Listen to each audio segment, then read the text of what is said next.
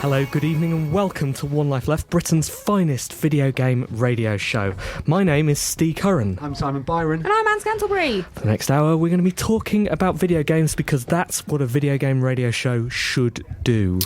How's it going, Steve? It's going okay, Simon. How are you? Good. Unexpectedly, this is our last show for a while, is that right?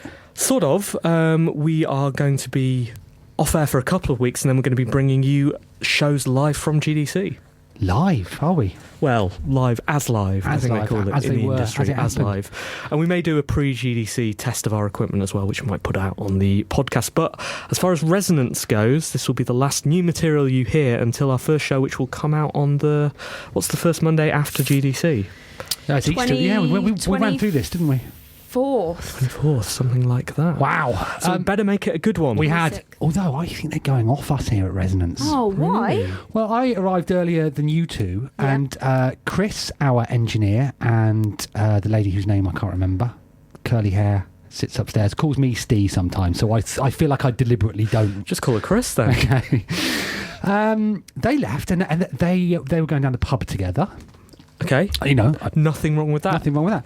But the show that's just finished, they've all walked out, and they're all going down the pub as well. I think everyone's going, and they've not invited us. But we don't go down the pub after the show. Why is that, Simon? I've got a train to catch.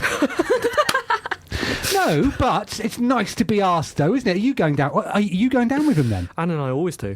You're hanging out with Lewis. Just hang out. Yeah, of course. Hang out with all of the Resonance gang. They love us and we love them because they are the best radio station in the world. Hey, on that subject, what? If you want to give money to Resonance FM, you still can. You can do that by going to ResonanceFM.com.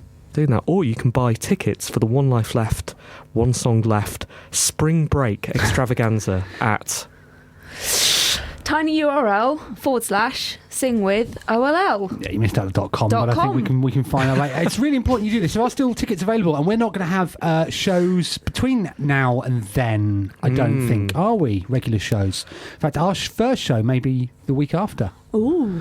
The repercussion Well, we show. will be talking about how brilliant it all was, and you that sat there now thinking, yeah, I will get round to buying those tickets. I will definitely do that, making a note. I will do that on payday.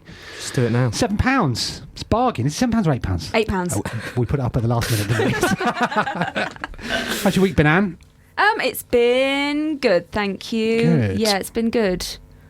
Good. What? I don't know what's happened. Right. Everything. Well, it's nothing. good news. Let's chat about it later. It's nice that you're on time this week. Yeah. How can you say that? Anyway, thankfully it's not just the three of us in the studio. When have I ever been late? You've cut it fine. You have Steve. cut it Cut it fine, Yeah. not late. Yeah. Not 20 minutes late. It's not just us in the studio, thankfully. We've got the next Mike Bithell. What? Yeah, well, so like Mike Bithell Yeah. worked at Bossa Studios. Yep. Yeah, came on One Life Left. Yeah. And One Life Left was the platform for him to become indie megastar. And through that, he had a baby. Exactly. And that baby's all grown up now. No, this is a man in his own right, but he works at Bossa Studios. Has been, I think it's 30 under 30 description says that he was mentored by Mike Bithell. So we'll be talking to him about that. It's Luke Williams, game designer at Bossa Studios. How are you? I'm good, thank you. Thank you ever so much for coming in. No problem. Big shoes to fill, of course.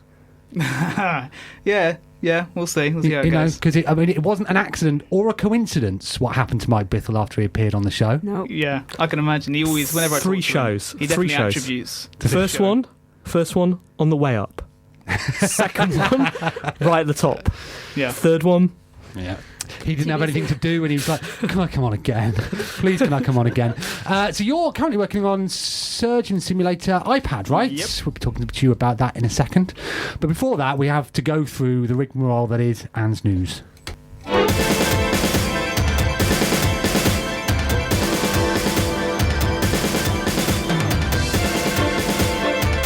Life Left.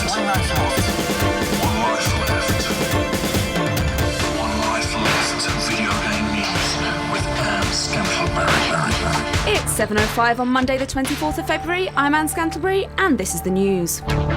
Irrational Games is to shut. Studio co-founder Ken Levine announced the news on the Irrational Games website, explaining that he is winding down the studio to work on a smaller, more entrepreneurial endeavour at Take-Two. Most of the staff at the studio have been let go. Levine also explained that he has handed control of BioShock to 2K. Good luck to everyone looking for a new position. Everyone had an opinion about this, didn't they? There's a lot of opinions. A lot of opinions floating around the internet. What was yours, Simon? Mine, I didn't volunteer. Okay. I've never met the man and I've never worked with him, but I have met lots of people that have worked with him. Mm-hmm. Sounds like a right horror. He'll be on the radio show at GDC. Really? Well, maybe I'll be able to ask him whether it's true. We're going to confront him at GDC, not about this, but about his GDC talk, which involves the word or non-word Legos. Oh dear! Oh, no. He's doing that American thing of polarising. That's what everyone had to say about him in secret. So yeah, everyone on Twitter had a lot to say about, you know, what they thought his motivations for doing this. Did you read any of those pieces? I did. People were like, "Whoa, that's a bold move," and then they were like, "Hang on a minute, I've thought about that now. This is suspicious." Suspicious. I mean, I'm suspicious of everything at the best of times. I mean, it is good that we live in a world where people who aren't the people that we're talking about can speculate about what those people are up to, because they know most. They know most. Yeah. Yeah. It's interesting, isn't it? I mean, yeah. What I liked about it was there was a real sense of sort of helping those that had been let go. There was a chap at IGN set up a spreadsheet for other people to no, I thought it was pretty good. Everybody was retweeting job offers and stuff like that. But yeah, a lot of big studios stepped up and said, I think I saw Bethesda saying, you know, come and work for us. Come work for Skyrim. What were your thoughts on it then? My thoughts? I was much like, I didn't volunteer my opinion on Twitter because everyone else was too busy volunteering theirs, and it was easier for me to sneer at that than offer anything forth myself. I thought that the most interesting opinion I saw came from Martin Hollis, who said that it takes a brave man to make that sort of choice where you end up making decisions. A lot of other people's livelihoods are dependent on that decision, but ultimately, if you are a creative person and you find yourself not doing what you want to do, you have to make those sort of choices. And yeah, I thought that was quite a nuanced position, as you'd expect from Martin Hollis. Not from me. No, I mean, you appreciating the nuance. Luke, from behind my sneer. What was the view over at Bossa? Did you have one? Kind of mixed opinions. I stayed away from it on Twitter because that always goes well. If you have an opinion on things, it's what the platform's built on. No one's saying anything. Yeah, hang on a second though. Like, you know what Bithell's like on Twitter, don't you? If you want to do what he's done, he stayed out of that one, didn't he? Did he? I think so. I don't remember. Bithell doesn't stay out of anything. Well, that is actually suspicious. Maybe he's blocked you.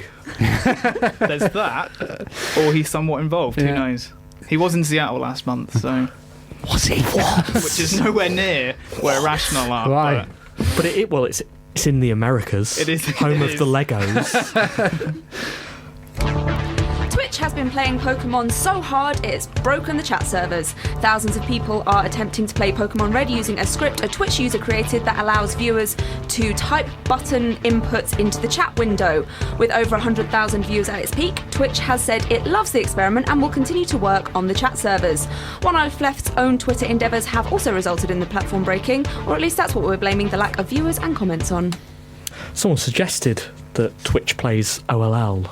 We'll be talking about that in the letters section, won't we? I'm just previewing. Coming up. Yeah. Did you watch any of this? Twitch plays Pokemon? Yeah. I did. What did you think? I thought it appealed to a basic part of human nature, which is slapstick. You enjoy willing a man to go north. He's nearly gone north. Oh, someone's typed go south, and he's gone south. I have jumped in just occasionally just to kind of catch up, because I personally love the idea.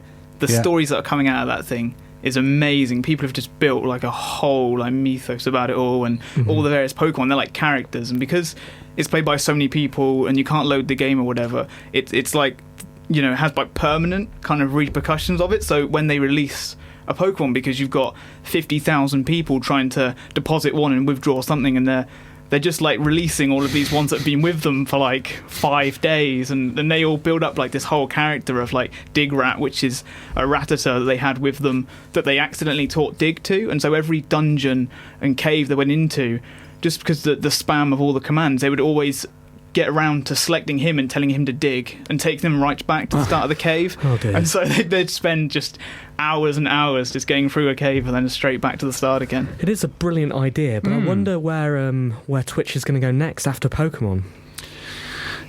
Were they trying to do Super Mario Brothers? Did I see that? They tried a few. There's like Street Fighter and all sorts. We've had requests for a Surgeon Simulator Twitch plays, but that's an exclusive, everyone. But we're not doing anything on that, so if anyone's up for attempting to even figure out how that would work, go for it. I noticed that they've got two different, because they've got too many users now, they've got two different ways, haven't they? Anarchy and democracy. Yeah. Of analysing the votes, which is trying to cut down on the number of trolls, because ultimately it comes down to... I saw that someone did an invasion the other day, encouraging their YouTube followers to go in and ruin the game for everyone, which that's the internet. Yeah. We could have done that on Twitch, and with all of the internet is awful. All of our viewers, but they were too busy. They had other things on their minds. So how did your twitching go last night then? Went really well, thank you, Simon. Did you have any interesting comments? we had a few interesting comments. Some very nice, some good participation from some viewers who helped us out significantly, and some who offered suggestions that were not taken up. Sony is to make a film about the rivalry between Nintendo and Sega. Based on Console Wars, a book by Blake Harris, the film will be co-written and directed by Seth Rogen and Evan Goldberg. The book is due to be published on the 19th of June. If this doesn't end in two grown-up people dressed as consoles and fighting in the street, it won't have been worth it. Will this be good or bad? It's almost as if we don't know. So first of all, when we say Sony is making, it's not the computer division, is it? Sony Pictures. Yeah, so that's Sony just a headline. Oh, why would they be making a film? Right, okay. Yeah. So Sony Pictures. I imagine it'll be pretty good. I don't watch very many. I've watched 2 video game films. I watched The King of Kong, which I loved. Amazing. Loved. And I watched Indie Game the Movie, which I hated. Really? Yeah. One was about a man who spends years perfecting his skills, neglecting other areas of his life so that he can go up against the best of the best. And another is about some men who had to wait a few hours for Xbox Live to update. So this one, well, I guess will determine once and for all whether video game movies are good. Films about the industry. There must be some other ones, other video game movies. Well, documentaries, yeah. Documentaries. Well, this isn't going to be a is it a dramatised version? Oh, is it? Not a documentary. It's not going to be a documentary, but based on true events like Texas Chainsaw Man and World War Z. And World War Z, yeah. But I'm not including things like the Street Fighter movie and Mario with Bob Hoskins, stuff like that. That wasn't a documentary. No, exactly. That's what I'm talking about. So it's like the social network of it's going to be Sega exactly versus like Sony. that. Facebook's a video game. Sony versus Nintendo. Yeah, that counts. Yeah. There's the Double Fine stuff. Those are documentaries about video games. I didn't back them. Really? Not Double Fine. No, did you? Yeah. Oh, interesting. Did they back? No, they didn't back Greedy Wizards. So.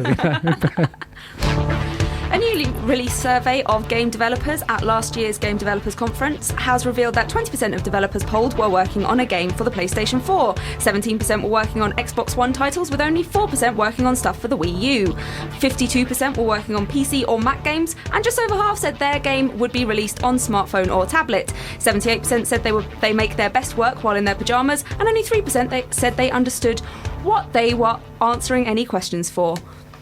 It was just numbers, wasn't it, that story? Numbers. Right, okay. This was pretty damning for Nintendo, wasn't it? Was it? I think, well, I looked at it and thought, that's pretty damning. Was it 3% making games? 4%, so it's gone up. Making games for the Wii U. I don't know. Surely those numbers are dependent on other, more significant numbers. Like, where do Nintendo's games traditionally come from? Are they from the audience that attend GDC, which is largely Western developers? Sure. How many games do Nintendo traditionally put out per year? Because I think there are more games that come out on Microsoft and Sony platforms than there are on Nintendo platforms. So you'd expect that number to be lower anyway. I don't know. You can prove anything with statistics, Simon. Did you just do that? No, because I have no idea what I'm talking about. I don't have a Wii U. I don't have a Wii U. No, Anne? No. No. Are you making any games for it? 0%. No. None of us are making games for it. No, 0%. I kind of want one. I mean, when the new Smash Bros comes out, I've more or less got to buy a Wii U. Smash Brothers? Bros. Smash Bros. One Life Left style guide. Smash Bros. There you go. Yeah, but I think everybody is thinking along those lines, aren't they? We're all waiting for the price to fall even further, despite the fact that you can pick it up for £100 cheaper than it launched, the premium edition. We're waiting for that, and all the launch games like Zombie U, which I think we're all interested in, they're about a tenner now. So at some point I think we will have a Wii U, but that'll be at the end of it. That's when they start giving them out for free. Exactly. My mother supported me in my video game, or computer game as it was back then, obsession, and she always used to buy something for me when it had gone out of business. So that's how I ended up with the Dragon 32. It was like, oh no, I've got this for you. It's £99 at the co-op. So yeah, but if you look at how the Vita has thrived since the influx of the indie games, and the problem with the Wii U, it seems to me, is that there's a long wait between the Nintendo games, which Nintendo games sell on Nintendo formats. That's always been the case. It just doesn't seem very vibrant, does it? And if people aren't making games for it, then I don't know. There is no need to have it beyond Mario and Zelda. Is it? Do you think that it's a product of... There was this famous thing when the Wii came out that people weren't buying games for it. Like, it was selling astronomical numbers, but the new people who were buying into this console ecosystem didn't understand that they had to go out and buy more games. They bought the Wii for a thing to bring out at Christmas and birthdays, and that was it. It was their new Scrabble system. We had Wii Sports, which was which kept people happy. And that was enough. And maybe that's okay for Nintendo. And maybe what we're trying to do is compare them on a metric that they are simply not interested in being compared on. If everyone ends up with a Wii U, and they don't at the moment, but if everyone ends up and they buy 3 games and all of those games are Nintendo games... Oh yeah, no, sure. Nintendo will be very... It's all very confusing. I was reading a story about somebody who sadly had their house burgled this week, and the burglars came in and just took the Wii U handset. The Wii U controller, and the speculation was, well, even burglars don't know that you actually need the console as well, because you can't imagine anybody just nicking a DualShock, can you? And finally, Nintendo is continuing to buck trends and challenge social norms by announcing that the year of Luigi won't be over until the 18th of March this year. That's a year and 32 days after it began. Confirming the date on his Twitter account, Shigeru Miyamoto thanked fans for their support. As the year and a bit of celebrations comes to a close, the company will perform a sacrificial ritual involving a kitten and a lot of green food dye. Get your green mustachioed hankies at the ready. What's all this about? I never understood the year of Luigi thing. I don't know where it came from. I didn't even realise it had an official start date, nor an end. I thought it was one of those Twitter in-jokes that I didn't get. What I thought. It was worth it for the Twitter in-jokes. Yeah. That's when someone will decry something catastrophic happening and say, in this, the year of Luigi. Well, that's all I saw, and I thought, well, Twitter, you're very funny. Yeah. Right, I get it. But is this just a self-perpetuating thing? But Miyamoto's in on it. Yeah, he said it. Yeah. He started the joke. If I was... who was it who said the next generation doesn't start till we say so? Was that Microsoft? Was it Microsoft or Sony? It was one of them, wasn't it? One of them. That's how I would have responded. if I was whoever that was, I would have said it doesn't finish till we say so. So what's the next year going to be then? You can't just end a year and not have a new one. That's not how years work. Well, clearly they don't know how years work, because it's a year and 32 days, but... maybe it's going to be the year of the Wii U. Maybe that's what they're trying to... That's a year too late, pump everyone up with Luigi and then just go straight and be like, and now, you love that one, you're all going to love this one, and if you haven't got one already, please buy one. And that's what they're going to do for the rest of the year. Well, how do Nintendo historically update their key franchises? They put new, don't they, in front of it?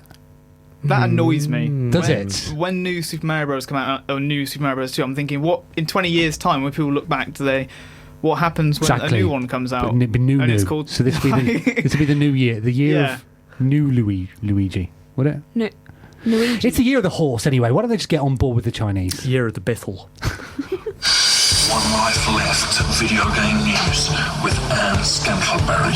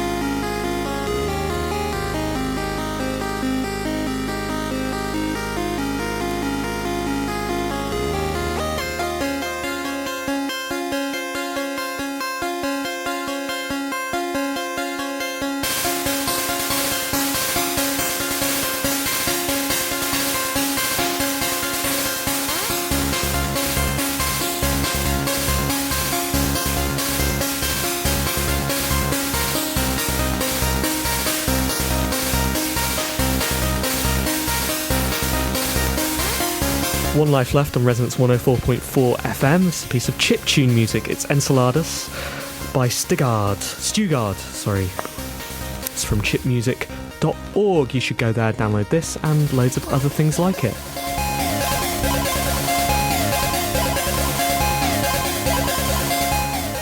We're One Life Left, a video game radio show. It's good. It's like you're an actual DJ. It's Chris Moyles. We've been doing it for 8 years. For 8 years. 8 years, nearly. 8 years in April. Anne was reminding us during that break. Doesn't feel like 8 years, does it? No. That's because it's not. It's 7 years and 3/4. And one day we'll get okay at it as well, won't we? Nah. Nah. Don't want to lose the charm. No, I suppose. Yeah, you should go to chipmusic.org after you've been to tinyurl.com/singwitholl. Good one. Yeah, good one. Because we need to sell those tickets. It's going to be a good night. How many tickets have we sold right now? Loads. About half. Over half? Over half. Under half? Under half. I think it's half-ish. We sold it, about 40. Brilliant. About 100. Yeah, 40% actually, seeing as though we're selling 100. If only there was a convenient way of working this out. 40% are gone. Luke, are you coming? April the 12th? I guess so. Yeah, we'll take that as a yes, shall we? Yeah, sure. Why Great. not? Would you want us to open up the booking now when we can get that done? It's just a tiny bit of admin that we have to do. Just What to am I make, signing up for? Well, you're going to give £8 to Resonance after Eventbrite have taken their fee. Okay. Yeah. Do you want to bring a friend? Do you have your credit card details with you? I do, yeah. I'm not going to give them out on air, though. We are going to also need your mum's maiden name. Exactly. Okay. No, it should be fun. We take video game classics and rewrite them to be about video games. Maybe we could do about Surgeon Simulator. What rhymes with Surgeon Simulator? Sturgeon stimulator. It's true. You sang that one. Smooth operator to be... Surgeon Simulator. Not really. Could we call it Surge Simulator? I guess, why not? Okay, if we do that, will you come? Yes. Will you bring some Bossa people? Yes. Okay. I'll cool. see what they say. All right. They're quite shy bunch. That's fine. We'll sing it. You make the games, we'll sing about them. Sweet. That's the arrangement that we have with the games industry. Cool. Well, we will see you there. do you know what happens now? No. We talk to you about what you do. Oh, that'll be fun. Well, it will be. So, how long have you been a Bossa? 2.5 years. So you were there when Surgeon Simulator happened. I was one of the 4 Okay, brilliant. from the Game Jam last year. Yep. Didn't realise we were getting such an A-list on the show. One of the 4. One of the 4. Yeah. Wow. So, it came about as an idea at the Bossa Game Jam. Is that right? No, it was Global Game Jam. Global Game Jam. Yeah. Sorry. So, what was the spark? What prompted such a ludicrous idea for a video game? Well, for one, the theme for that Game Jam was just the sound of a heartbeat. And we were predicting that we'd be up for 48 hours, as you do at these sort of events. So we thought, well, we need something funny to keep us laughing. We thought you can go down the kind of emotional route of like heartbeat, meaning maybe love or something like that. And we thought that's going to make us fall asleep. So let's just go stupid. And what came up was just we found the idea of what we did is because we were preparing for a game jam, so we had bottles and packets of everything everywhere, and we got our hand and kind of looked at our hand and waved it across the table and knocked all of the bottles over, and we found that hilarious that we were just knocking stuff off on the floor. How long had you been awake by? This was like right at the start. This is like 2 hours into the game jam, and we thought this is quite funny. Yeah. And then we just map.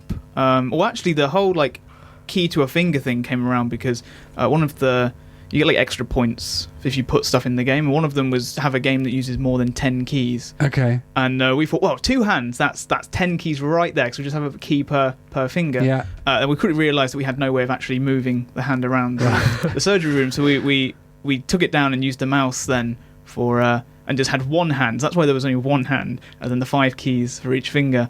And so we didn't actually achieve the like extra requirement thing for 10 keys, but it did. But look at you now. But it did lead us to getting the stupid controls that we now have. So this was the first idea.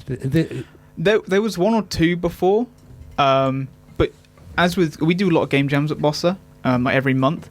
This was obviously, over a year ago. There's kind of like this one, I guess, triggered it for us to doing all these game jams, and we had a few ideas, but generally what happens is you find that everyone starts talking about an idea and gets excited, and before you know it, kind of half an hour's passed. And this is what happened with Surgeon Simulator, and we were laughing about the idea, and everyone's getting involved in what we could do with it. And then we kind of, after that, Tom Jackson, our our developer was like, so should we think of any more ideas? And then we were kind of just like, all the rest of us were just like, no, I can't anymore. I want to do this one. Because we kind of felt like, oh no, you want to like explore and maybe think of something else, but we never ended up doing that. So we should explain to those that are unfamiliar with it. It's what would be the best way of describing it? We mentioned QOP earlier. So it's a game that is you play the part of a surgeon and you have to perform a series of operations, but you're hampered by the way that you control it. Yeah. So you control one arm and hand with mouse and 5 keys for each finger, and you can roll the wrist and tilt it and grab stuff. And you basically, we give you as minimal instructions as possible. So the game opens and it is perform a heart transplant. There's just a guy's open chest cavity in front of you, and there's hammers, there's saws, there's drills, there's various scalpels and stuff. And you're basically using a hand as you would in real life, but just you can't really control it. You just got to grab at things and then start kind of whacking it into him, and seeing how far you get. Right. And so at the end of the Game Jam, it was released online, right? You could play it in the browser, is that right? So yeah, because it was made in Unity, so we used the web player, and we uploaded it to the global Game Jam site. Did it win the Game Jam? No, it's not really a competition. Okay. No one ever wins. So yes, it did. But let's say it did. We've done all right enough that I say, like, I'll say we won it. Yeah. But so then the thing is with the Global Game Jam website is that it already like kind of buckles under the pressure of everyone uploading their games from the year, and obviously the staggered time zones. So you had people in like Hawaii trying to upload their game, and all the while it was getting absolutely slammed by the internet, who were trying to download surgeons so they could play YouTube videos of it or whatever. So we then ended up having to put it on our own servers, and even our own servers started to kind of buckle under it at that point. So did you have any idea about how successful it would be? No, it was a game made for us four, right, to keep us awake during the Game Jam, and it made us laugh, and we just figured we'll release it and everyone will just think we were weird and be like, what the hell is this? And that would be the end of it. But then, I mean, it's interesting that it didn't stop then, that you released it for free, you download it for free, and then you make a version you can buy on Steam. So, and that's even crazier, isn't it? Well, as I said, I mean, we finished it on Tuesday, on the Sunday of the Game Jam. We then uploaded it on the Monday afternoon, and by Monday evening, it had several million views on YouTube by that point. And so then Tuesday, Bafta turned around and went, we're taking you off your current projects, and you're now making a Steam version of Surgeon Simulator. We went to Greenlight, and it got greenlit within 2 weeks. Wow. This is back when they only let 10 games through, so we got a bit of hate when we came out of nowhere as this stupid novel internet game, and we're greenlit above, obviously. It was quite a select group back then. Yeah, and it's been a tremendous success, I understand. Yeah, it's done very far more than it should have. And it doesn't stop there. So you're now doing an iPad version. Yes, we are. We had the joy of spending about 3 months just trying to get, because it is not.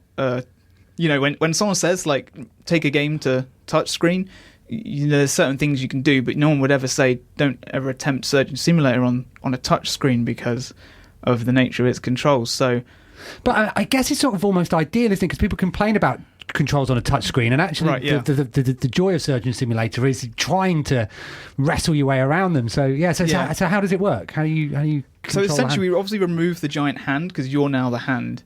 And it's a case of just get stuck in. So you can go in and just pick up a hammer. That's exactly how surgery works. Yeah. First step work is just get stuck in. And so we've made it really, really physical. There's like for example, there's drills and saws in the PC version, but in this version they all have like little buttons on them you need to push to turn them on, and you basically just like pick up a hammer and start slamming it into his ribs. And then obviously when his chest cavity is caved in, you then got to get in there and pick out the bits of rib and tug out the lungs. But we tried to make it really, really physical. So as I said, the control system was months of completely reworking the entire thing. Right. And it's got eye operations in the iPad version. I read with horror. The added dexterity of the touch screen, kind of because it's all little precision movements with your finger and stuff, allowed us to kind of go in a bit more detail. So you can, it's quite horrific, but at the same time amusing when you kind of just hover the scalpel above his eye and then slam it straight down and it gets stuck in. And then you pull on the scalpel and you like tug out the eye, and then you can knock him at the side of the head to pop it out. Right. And then just start cutting at the tendons and stuff. So when's it coming out? We don't have a concrete release date yet. Soonish, is it? But we're doing enough work to warrant it kind of at some point in the future. Yeah. And what game were you working on that when you got pulled off? It was a game called Merlin. Merlin. Okay, game, which came out. Which came out kind of. It was an ongoing project. Yeah. It was like on Facebook, so it was a game as a service. And so did you mind being pulled off it? Were you enjoying your work on Merlin? It was a good fun little project. But Surgeon was obviously the one that we made and were excited about at the time, and so brilliant. That was great to jump in and actually do because obviously at the game jam you're limited, you've got 48 hours. Yeah. But to suddenly have all those ideas you talked about open up to you is excellent. Well, good luck with it. Thank you. There's only one way we can follow that. Oh yes, Dr. Avatar. Dr. Avatar. Dr. Avatar, you're needed in surgery immediately. Avatar, you're the only one that can do this. You're gonna have to operate.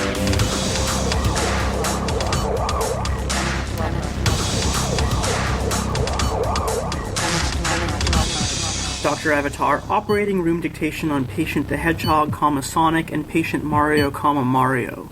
Operative diagnosis, major trauma following high-speed slalom collision. Estimated blood loss, 4,000 cc's, OR time 36 hours. The patients were evacuated from the Sochi Winter Olympics after the two inadvertently collided during their secret Invincible Stars routine. After stabilizing Mr. the Hedgehog's multiple spine fractures, his ruptured spleen was removed and an abdominal incision was performed to remove a ski pole from his ascending colon.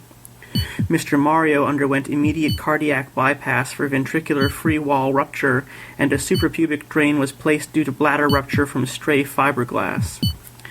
Given that the collision was massively disfiguring cosmetically as well, it was apparent that there were only enough intact organs for one individual. In the absence of any substitute decision-maker and with time against us, I had to make a difficult decision. The conjoined patient will be transferred to the trauma ward for rehabilitation. I expect that we will still see Mario and Sonic at the Olympic Games in future, if only as one contestant. Ending dictation for patient the Hedgehog, Mario.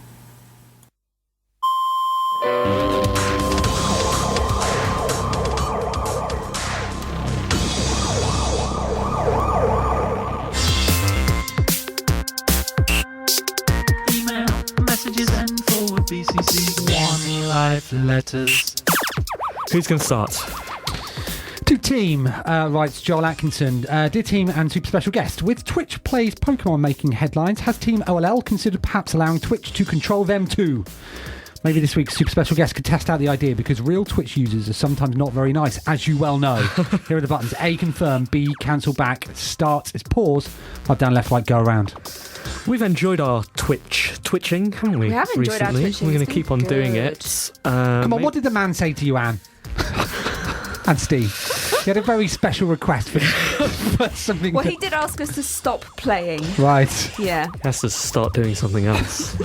We've really enjoyed it, and definitely the best parts of it are the user interaction. They are, definitely. Not necessarily that user or that interaction, but maybe something like this. If someone could control us, write some scripts to give it a go, manipulate us, that'd be excellent. I'll come and do it with you one day. I hope so.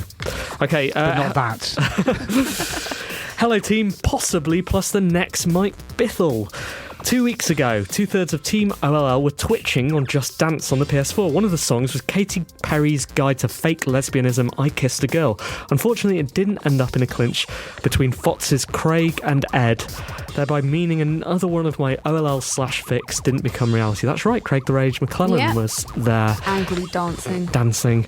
The other weird thing was that the words cherry chapstick had been censored. They hadn't they? It was weird. And weirdly, they didn't censor chapstick, a brand name, but the cherry part. Now, who would want to censor cherry? I've been thinking, and the only game I can think of with cherries in is Pac-Man. Could he be as big a trademark troll as the Candy Crush people? It's shameful. Cheerio, Ben. Thanks, Ben. Thanks, Ben. That's a good theory. I have no idea why they would censor out cherry. You can't say that on the radio. Oh, well, it's not even biology, is it? It's not. Rubbish. G'day, Steve, Simon, Anne. Hi, how are you? I'm doing okay, thanks for asking. I'm writing because I know you're headed to GDC soon, and I'm wondering if you could take a minute to check out my friend's game, Ninja Pizza Girl. Developer Nicole Stark is going to GDC all the way from Australia, and she's super nervous and shy about showing her game off by herself. I was hoping that since I'm a friend of the show, well, I've had like 4 emails read out over the years, so that counts, right? Certainly does. Definitely. One of you could take the time to check out the game. You play as a young girl who goes around town delivering fresh family-made pizzas in a world where pizza delivery is controlled by evil corporations. It's fun. It's full of positive messages about self-esteem and the value of overcoming problems with ninjaing. Sorry for making up that word. Ninjaing people. I won't give out her email address, but I will give out the website is www.disparitygames.com. Thanks for taking the time to read this. Love the show, Cameron. Check it out. Sounds interesting. She should come and see us, shouldn't she? Definitely. Defo. We will be broadcasting from the show floor on Tuesday, Wednesday, Thursday at 2 p.m, I think, or 1 p.m, something like that. And we will be happy to have any of you listeners on the show if you can come up with a plausible reason to talk about video games or anything else that interests us. Yes. Luke. Dearest team, sorry I haven't been able to submit a thrilling chapter from my award-deserving autobiography, Super Roger World, this week. I couldn't make it into the recording studio as I'm saving my voice for my upcoming portrayal of Screaming Headcrab Victim Number 4 in Half-Life 3 to be released Christmas 2014. But I do have a question that might amuse you. With the Oscars coming up, which famous film actor would you like to see star in a game? And no, you're not allowed to say Roger Egerton. For a start, my home medium is games. So I'd act out every Oscar nominee, and I've also never been in a film. I've just been informed by my agent that apparently I signed a non-disclosure agreement about Half-Life 3, so please don't read that bit out. All my love, your Fots Rog. Okay, which actor would you like to appear or have a video game based around them, perhaps? Who have we had? We had... well, Rambo just came out. That's really good, by the way. I've heard playing it stellar briefly. things. Played very briefly, not enough to give it a review, but yeah. Oh. No, they went down the route and thought, you know what, these controllable first-person shooters have had their day. It's time for On Rails. Yeah, it's exactly as we discussed last week. Yeah, it's excellent. So who else? Who was in Beyond Two Souls? William Dafoe. Yeah. Ellen Page. Who's your favourite? Well, I've been playing a lot of Lego. The Lego Movie. Yes, the game. I was playing that at the weekend as well. I'm really enjoying it, but I have noticed there is definitely a difference in the quality of voice acting in the video game and in the movie. Right. Specifically, some of the actors totally get it. Chris Pratt totally gets it's the same, but Morgan Freeman very much phoning it in. I think he doesn't really know what he's doing. Let's get Morgan in a game then, so shall we? Maybe we should build a game around him. Yeah, because he's got an excellent voice, doesn't he? Indeed he does. But they actually got the actors in for the game then? Because usually, you know, like the movie spin-offs, they kind of just get someone to sound like them, or maybe they get one of the actors. It's definitely them. I'm pretty sure they'll have had it built into their contracts around the movie that they've had to do some of these parts. It is them, isn't it, Simon? I don't know. I'm pretty sure it's them. And yeah, but it sounds also like they've recorded them in separate studios, right? So there isn't that sort of playfulness interaction. I've yet to see the film, so I can't compare them. Ah, okay. Film's excellent. Good. Have you seen it, Anne? No. You're going to see it, though, aren't you? I might do. Right. Have you seen it, Luke? I was planning this weekend, and then go with Luke, and then alcohol with happened, so I didn't end up seeing it. Mate, I'd like to go and see it again, actually. Maybe we can go with Anne. Can we go? Maybe we should, yeah. Cool. Well, okay, good to see you there. Right, thanks very much for writing in. That was your last chance for a good few months, but do let us know what you're up to. Keep us posted. Yeah, don't be a stranger. Email team@onelifeleft.com.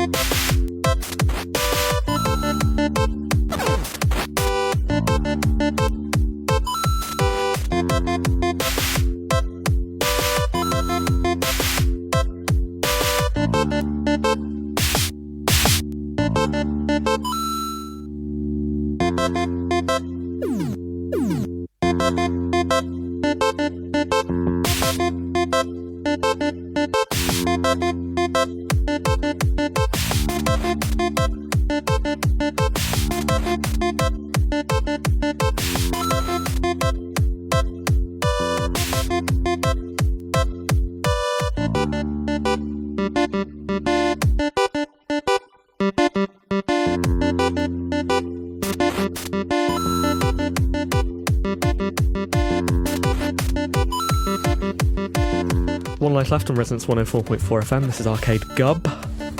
Arcade Gub? No, it's not. It's Arcade Dub. Right. What's happened to you? Really need to print this stuff out rather than handwriting it. It's by Gallant. Let's say it's Gallant. Who knows? But honestly, did you write it backwards? No, I've just got awful handwriting. I mean, you commented on it the other week. It's terrible. Yeah, that's because I knew the card was from you. Card for me. Very good. We're One Life Left. We're a radio show about video games, and it is about 17 minutes to the hour. Luke was telling us that he's up for a Bafta. Congratulations, Luke. That's yes, excellent. You specifically. But your game. Surgeon Simulator did get nominated, yes. And you're one of the 4. Yeah. I'm one of the 4. Must be you. You'd be a BAFTA-winning game designer, wouldn't you? Be all right. And in Come on, 30 I guess, but that's 30. like... So what would you say would be the category that would get nominated in, you know, as Surgeon Simulator would suggest? Best game. Yeah, best games. Most fun. So what have you been nominated in? Strategy and simulation. So who are you up against? Just some like kind of minor strategy games, sort of like Civilization and XCOM. Like they're going to try and take us on. So I wish them luck for one. Right. But you have a lot of... Civilization's like on what? Issue? Game 5 now, right? Or something, plus countless spin-offs, so that everyone must be getting a bit tired of that. XCOM, rehash of an old game. Surgeon Simulator, brand new. No, wait, there's Papers, Please in there as well. Oh. Papers, Please. I guess that's simulation. that's fictional. It's not even a game. Yeah, exactly. It's not a game. you could get them on a technicality. Yeah. If it wins, start booing. Go up there. Yeah, I'll just be like, look, you're up for like 5 more. It's fine, right? So who would be accepting it then? If you would it be you? I guess it would be the 4 of us. Can't all accept it at once. It could be the 7 of us, couldn't it? Could be. It could be the 7 of us. What, you guys? Yeah. If you're there, are you going? We're really good at accepting We could go. That all Someone depends invited on what you were about to say. So when you go, I mean, people say this all the time that they sort of don't expect to win. Like, are you going to go? Are you going to go secretly expecting to win with a speech prepared? Expect to win. Do expect to win. We haven't written a speech. Should we write one now? Yeah, sure. We'll deliver it if you want up there. We're very happy to. As part of the 7. I can give you a shout out. This is, we didn't expect to win, so this is thanks to One Life Left. You better. If this was a voting process, I'd get you all to vote, but you do know this is going out now. And what you've said is legal. It's contract. Wait, we've got lawyers. Forgotten what I said. We do actually have lawyers. We've got a recording of it. Wow, well, good luck to us. Thank you. To us. And at the very least, it'll be a good night. I'll get to dress up in a tux and probably drink lots of free wine. Right. Too much free wine. And Anne will have pictures of her holding your award, I'd imagine. Our award. I hope so. Yeah. Well, we should really be reviewing Surgeon Simulator. Like, get the votes out there. We should give it 10 out of 10. Would we do that with our own game? Absolutely, unquestionably. Just put a disclaimer up front. That's what everyone does, isn't it? Yeah, exactly.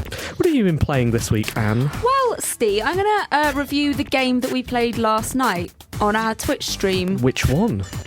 I'm going to review Flower, because I know Simon's opinion. I mean, actually, with hindsight, Flower is the least offensive game that game company has done. You know, they actually put that on the box for the PS4 release, not the Xbox. It's all. Oh, Simon! I've not played PS4. Stop it! It's so beautiful. It's so wonderful. I was really sleepy, and it's just this like journey on the wind through beauty, and you're unlocking nature, and I felt very, very zen at the start, and then unfortunately human endeavour came in and ruined everything, and Steve was playing that level and I was very, very stressed, and he kept getting electrocuted and I kept shouting a little bit, but then I played the final level of it, and I was still a little bit upset because I thought that it should just be flowers the entire way through, nothing else. Right. So you felt it was named inappropriately, did you? Well, no, but it's... I had that problem with Journey. Should have just been called a 4-letter word. But I thought it was so beautiful, so lovely. It has such a nice pace to it. Like, if you could get on a run of like running down a valley and getting a lot of flowers and making the beautiful tinkly noises. There was a really nice moment where you suddenly worked out how to control it, right? Because you said, Oh, you said, I think you do it like that, and I said, oh, like driving a bike. Driving a bike. Yeah. Yeah, and you suddenly went it. from sort of like stumbling slowly through this world into gracefully swooping. Graceful, I was graceful. It was like The Snowman by Raymond Briggs. It was beautiful. I enjoyed watching Anne play it. What are the differences for on PS4? Just more? Has it got more litter in it? No differences. There was some sound that came out of the controller at some point, wasn't there? Yeah. And but it's basically the same game. I think it's brilliant. I still think it's a great game. I think it is better than Journey. I think. Did you like it? Yeah, I prefer it. I do prefer it. Better than the best game of last year. Journey. I think it got Bafta Game of the Year, didn't it? Really? Yeah. So. I think it pretty much swamped the Baftas. I think it took out most of the ones it went up for. So if we win the next Baftas, then we're gonna have. Well, no, it's an opportunity for redemption. It is, yeah. Exactly. But I like Journey, so I don't know why. No, I do. I like Journey. I just think it's not till the end pretty. though, which is really weird. Oh, I love the end. Like I was kind of unsure for the whole thing, and then it ended. And I went, no, I love it. So that was just a weird experience. So what are you going to give it? Well, I had such a wonderful experience playing it, so I'm going to give it 7 out of 10. Okay, excellent. Simon. I very, very, very briefly loaded up Ollie Ollie under your recommendation. I stopped playing Spider-Man and loaded Ollie Ollie. I found it a bit tricky, but I'm going to give it some more time. Okay. You should. I'm going to take some flights soon, so I'll be able to give it the attention that it deserves. So I'm going to hold off reviewing that yet. But I did have recently been playing Tukiden, The Age of Demons on Vita, which is apparently Monster Hunter in everything but name. Okay. But made exclusively for the Vita. I've tried. Everybody goes on about how great Monster Hunter is, and I've tried to get it, tried to play it on the PSP, the Vita version, and 3DS. And my understanding is that the game designers haven't thought about how the game will play on each of those systems, so they're quite tricky to control, and yeah, so I've not really got on with them. However, Tukiden, coming from Spider-Man, which is a game which often drops frame rate sort of down into the single digits when it's being ambitious. I'd forgotten how pretty the Vita can be, and it's so this is a game that's made for it. I've played the first couple of missions. It seems really straightforward. I think I'm going to enjoy this as well. So it's a game in which you have to kill animals. Which is always enjoyable. These are nasty animals, though, and you everything's customizable. You extract items from the animals that you kill, and you can use them to forge bigger, better things. Lovely to look at. Pretty straightforward. I'm gonna give that some time as well. But so your reviews are more previews. Yeah, no, I'm going to give Tukiden 7 out of 10 from what I've seen so far. But I'll come back and update you. Good. I won't give Ollie Ollie a score yet. No, don't. Hold off. I fear I may live to regret it. Yeah. Very honourable. Thanks. Luke, what have you been playing? So not a full game, but Titanfall beta. I did have a go on that. Interesting. Someone asked us about this on our Twitch stream. They said, what do you think of Titanfall? And then we started speaking French. And then a man said, hello from Paris. And then we were embarrassed. Nice. And we stopped speaking French, sorry. So you're playing this on the Xbox One or PC? PC, yeah. Okay. Yeah. And is it as brilliant as everybody says? Like, I guess I can see why people are getting really excited about it. I definitely kind of... The traversal of the environment and stuff is the best that I've seen in the game. I'm not so much going into the around big Titans stuff. and stuff. Yeah, I mean it's like Mirror's Edge on crack. Like it's amazing that it's so fluid with everyone doing it, and it just feels really nice. So that's definitely impressive. Mirror's Edge is the best going around game. Right, but I've never done crack, so maybe we'll this have is to do that on Twitch next time. That's how I imagine crack is like if a normal person is Mirror's Edge and a normal person on crack is Titanfall. Right. okay. So what were you able to do in the beta? There's just 2 maps, some loadouts. That's exciting.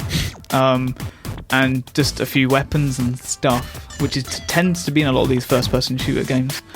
And you basically run around and you just play some modes. I only played one mode, which was just the default one, I think. Okay. But it was good. I had a lot of fun. Whether or not I'll buy it or not, I don't know. Why would you? You've already played Well, it. you don't have to if you're going to be an Xbox One owner. You've already got an opinion. Microsoft has said today they're giving it away. Yeah, if you're if you win the Bafta, if we win the Bafta, they'll be sending it to you. Can charge them to play it at that point. Yeah. That's what Bithell does. So actually may have put. So you enjoyed it, but you're not sure whether you're going to buy it. Is that? Yeah, because it's a bit of an unfair comparison because I bought Battlefield 4 and played it for a couple of weeks and lost interest. So I'm a little bit skeptical of first-person shooters at the moment. Okay. Although I tend to go back to PlanetSide 2. That's my go-to. If I'm kind of playing another one, I'm just like, it's good, but it's not thousands of people in one place, which PlanetSide 2 is. So it's just a little bit more exciting for me. So I tend to just jump back into that. Okay. So it didn't do its job? Time for beta. No, it may not have made a buyer, but it looks like it'll do really well, and it should do really well in theory. I mean, everyone, it's been universally praised. Almost, so it's been so highly praised that people on the internet have been suspicious of those that have been praising it. I know it's almost like the team that turned a game into a multi-billion-dollar franchise know how to make a game. Exactly. Yeah. Who would have thought? I was a bit shocked at that, really. So, what would you give the beta? I don't know about the beta. I feel like I'm ready to judge the entire game. Wow. Oh, go for it. It's an exclusive review. First review. First look. This is probably the first review you're going to get. And smash that embargo. I mean, this is from you guys, right? So absolutely. Nothing on me. This exactly. is your exclusive review. We're all part of the 7 exactly, now. Let's get tattooed immediately after the show. Weighing up everything, just cutting out all of the breakdown of graphics and all that, I think I'm going to go for a 7 out of 10. Oh, interesting. That's a good score. Well, we'll see what they think on Metacritic. Yeah. It's Metacriticing at 70% now. Yeah, that's right. Yeah. Oh dear, somebody won't be getting a bonus, will they? Steve, what have you been playing? So I have been playing the Lego Movie, which I've been really enjoying, but I'm not going to review this week because instead I'm going to review TXK. Playing on Vita. Right. Jeff Minter's new piece of work, which sounds negative, but I don't mean it in a negative way. Do you like Jeff Minter games anyway? Some of them I enjoy, and some of them... Just had to restart the thing. Some of them I find frustrating. Space Giraffe, for example, which was his last sort of reboot of Tempest on 360. Was it on 360? I think it was 360. I found it was too intense and bewildering. I like that he exists, but did not get on with that game. Were you surprised by what he looks like when he popped up on the Charlie Brooker show? I did not watch that. But do you know what he, and also what he sounds like? I do know what he looks and sounds like.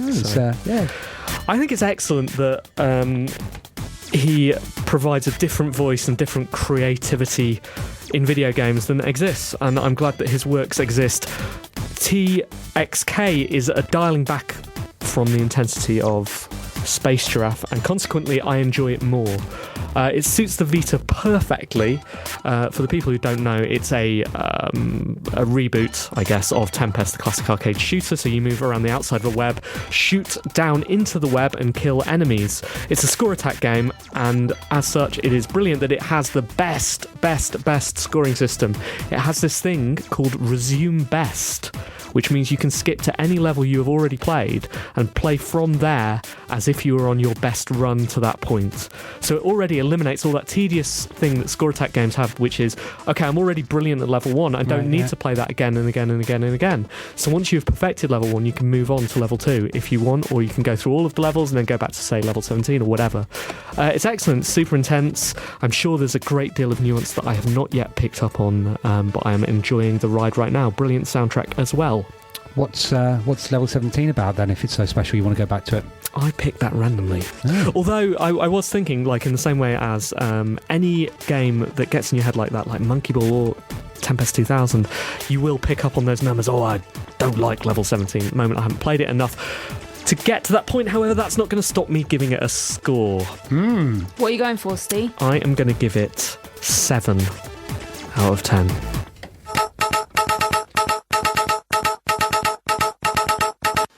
Hello, I'm Sega Badawi and welcome to One Life Left Local News. Strikes are still ongoing at the Tiberium mines in the north of the country. Disputes have been in place since the government refused to increase the miners' salary, despite also requesting increased productivity. The union leader, Kane, has declared that the terms offered by the government are desultory, and that strikes will be ongoing until their voices have been heard. In retaliation, The government has increased police and military presence at the Tiberium mines. However, as we don't have any cameras in this region, we are unable to exactly see what is happening due to the fog of war effect. Locals are worried that more military personnel will cause extremists in the mining union to retaliate using violent methods. Other prominent members have also voiced concerns about Cain, saying that he believes himself to be God. We put this to Cain, and he categorically stated that he wasn't God, but was a close second. Thanks, and back to your usual programming.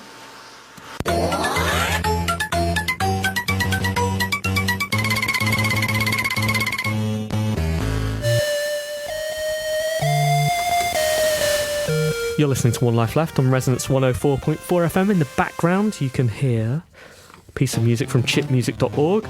This is, who knows, frankly, given my handwriting, who knows what it is. I think it says Commandy Can by Seaside. Let's say that. That's probably enough information right. for you to work it out if you go to chipmusic.org. Coming to the end of One Life Left. It's been a good show, I think. Yeah, I've enjoyed it. Thanks for coming in, Luke. Oh, sorry. You forgot my mic again. Yeah. It was a good show until that point. It's radio. Yeah, thanks very much for coming in. Yeah, I very much enjoyed it. I'm going to miss you guys. Oh, yeah, next time we see each other, we're going to be in San Francisco. I'll have been to Japan, and you two are going to Denmark at the weekend. We are. And then we're going to come back here for a bit, but not do a show, and then we're going to go to America. Look forward to it. Really, really exciting to be broadcasting One Life Left from GDC with Gama Sutra for the third year in a row. Yeah. We're basically a fixture now. They're getting us a new poster, you Are know. they? I think we're going to... Well, they've talked about giving us a stage. I said a stage is too much. Can we have a step? Right. So maybe we'll get a Are they going to put our faces on the poster? I think that they should. They have asked for some images. Is that why you're asking whether we could draw silhouettes? Yeah, there we go. Right. Perfect. Good, yeah, it's going to be fun. I'm going to go to Japan to see what that's all about. Have you got any requests? Yeah, bring it back. Yeah, okay. All of Japan. We'll do, yeah. I'm going to go and buy some video game stuff. I was there in November. Very cool place. Did you bring it back? As much as I could. Okay. Weird sweets and stuff. If you'll bring a little bit back. I worry I'm going to return with a handheld game emulator because it's not as if I haven't got enough things to play Game Boy Advance titles on. You're going to turn up and you're going to say, look at this. First show back, you're going to go, look at this. Can play Mario 64 on that. Great. Yeah, good. Right, well, it should be good. And you're going to Denmark for what? We are going to be doing In the Time It Takes a Heart to Beat, my talk at IO Interactive on Monday. So that's really, really exciting. And if you want to know what that might be like, of course, we can download your GDC talk, can't we? We can watch that. We can. I have not looked at it because I think it's one of those things that should live in the moment. Oh my goodness, we're going to run over. Right, have to go. Come to our party. Okay, come to our party. See you. See you. Bye. Bye.